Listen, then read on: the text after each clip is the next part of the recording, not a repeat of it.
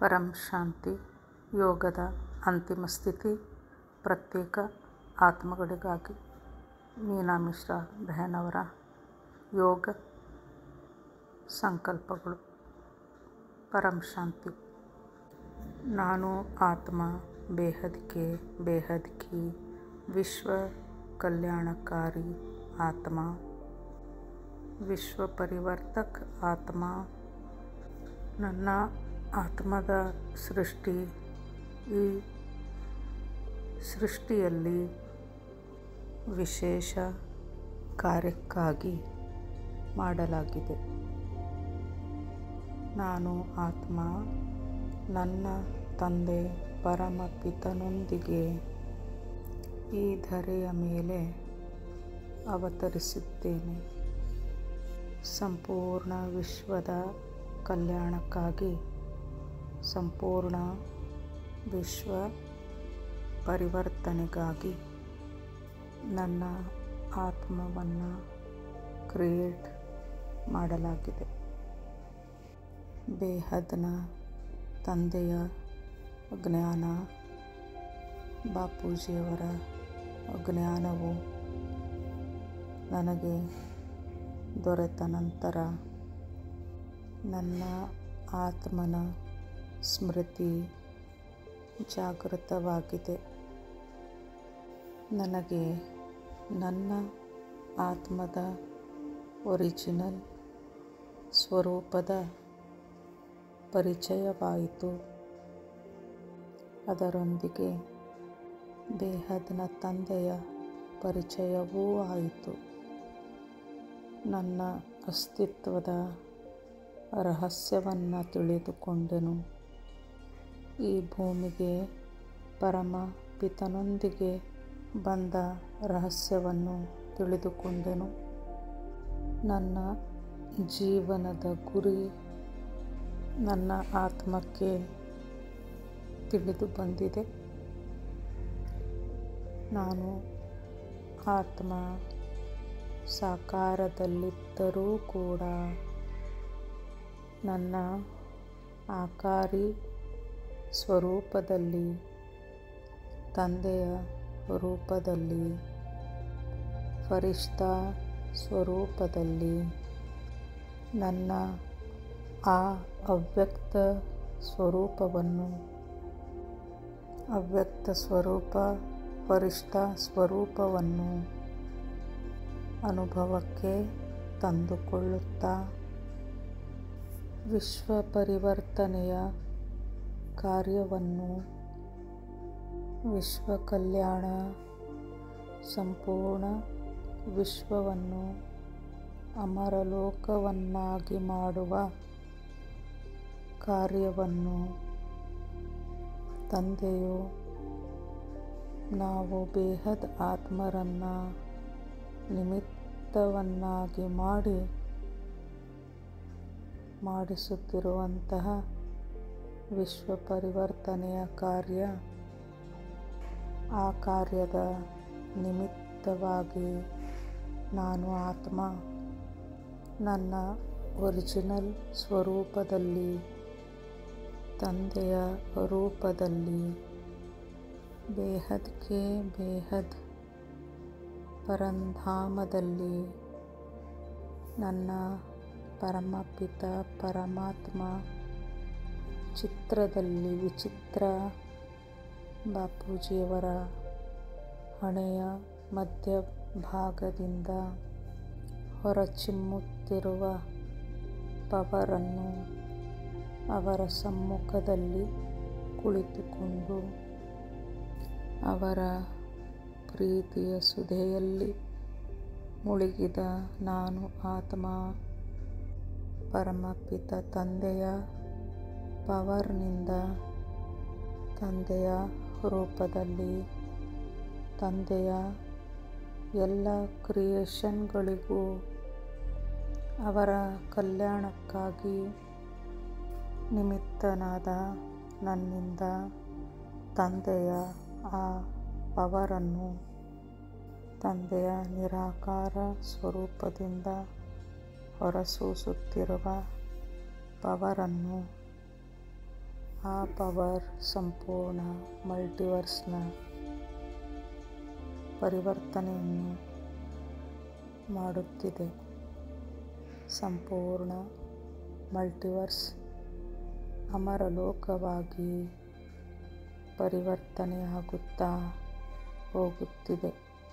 ಕ್ರಮೇಣವಾಗಿ ನನ್ನ ಆತ್ಮನ ಮೂಲಕ, ತಂದೆಯ ಪವರ್ನ ಮೂಲಕ ಎಲ್ಲೆಡೆ ಪರಮ ಶಾಂತಿ ಮತ್ತು ಪರಮ ಪ್ರಕಾಶದ ರೂಪದಲ್ಲಿ ಹರಡುತ್ತಾ ಹೋಗುತ್ತಿದೆ.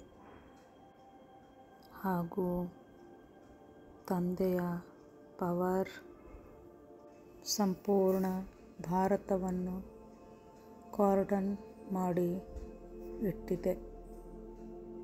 ಸಂಪೂರ್ಣ ಭಾರತ ಪರಮಪಿತನ ಮಡಿಲನ್ನು ಸೇರಿದಂತೆ ಕಾಣುತ್ತಿದೆ. ಬೇಹದ್ ಬಾಪೂಜಿಯವರ ವಿರಾಟ ಸ್ವರೂಪವು ಭಾರತವನ್ನು 4 ದಿಕ್ಕುಗಳಿಂದ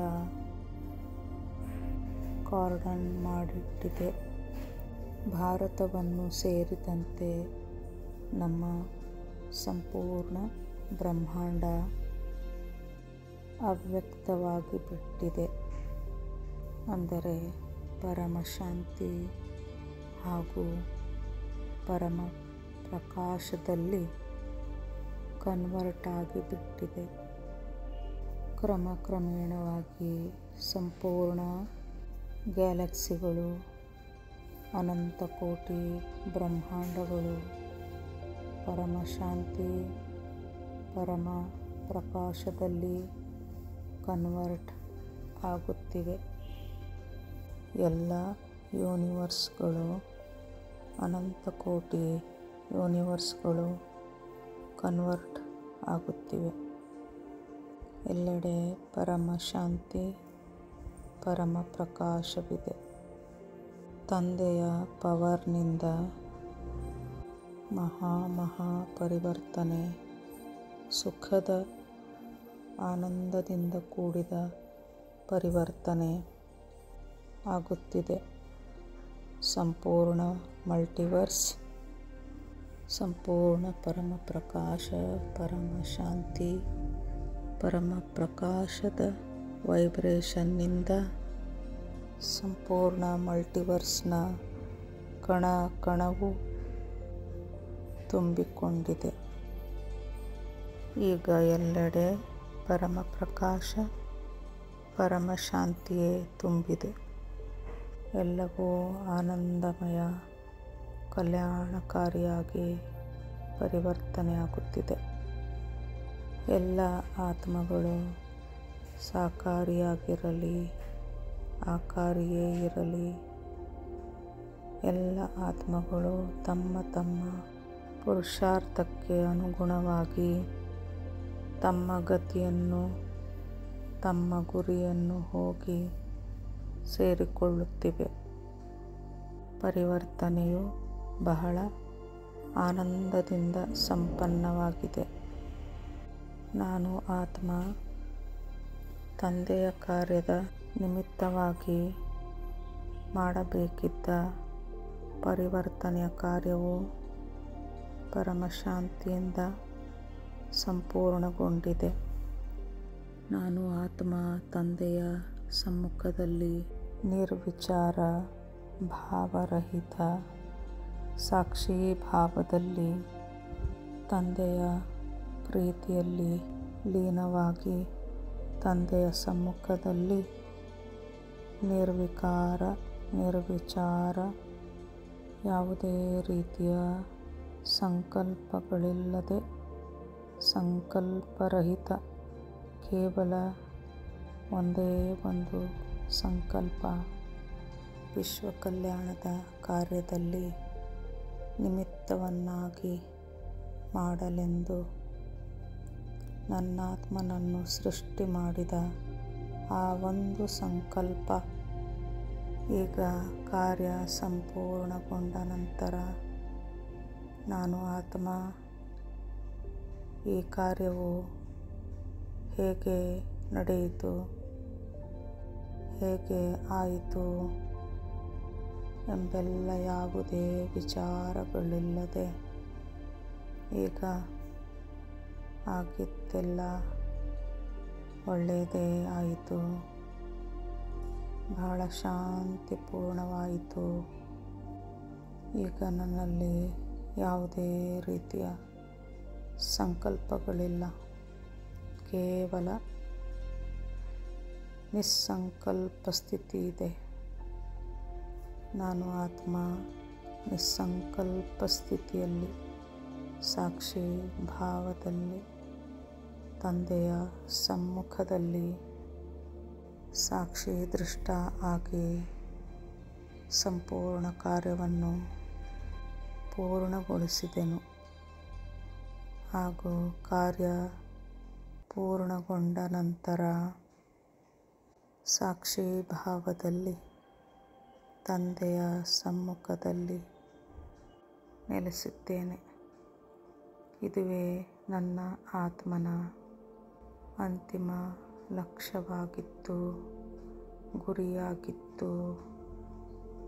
ಈಗ ನಾನು ಆತ್ಮ ತಂದೆಯ ಸಮ್ಮುಖದಲ್ಲಿ ನಿಸ್ಸಂಕಲ್ಪ ನಿರ್ವಿಚಾರವಾಗಿ ಯಾವ ಬುದ್ಧಿಯಾಗಲಿ ಮನಸ್ಸಾಗಲಿ ಇಲ್ಲದೆ ನಿಸ್ಸಂಕಲ್ಪವಾಗಿ ನಾನು ಆತ್ಮ ತಂದೆಯ ಸಮ್ಮುಖದಲ್ಲಿ ಕುಳಿತಿದ್ದೇನೆ.